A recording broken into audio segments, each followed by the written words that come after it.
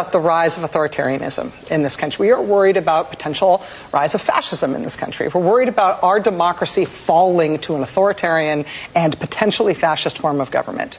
The leader who is trying to do that is part of that equation. But people wanting that is a much bigger part of that equation. Right.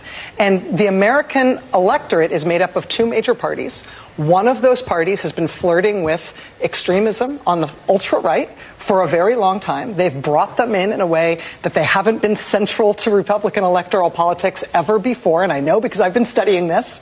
But once you have radicalized one major party so that those are the preferences of the people who adhere to your party, the leader is interchangeable.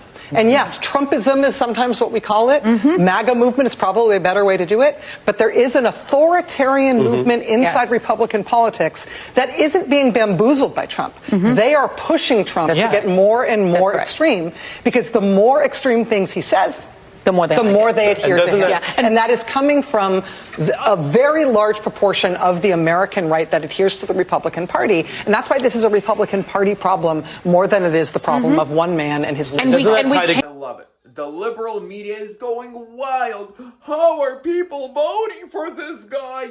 Because we see the open border. We see the inflation. We see World War III at our footsteps. We see the tens of thousands of homeless United States veterans being kicked out of shelters for illegal aliens. While plus we see all the drug problems on our streets, but yet we send billions to Ukraine. That's why we're voting Trump.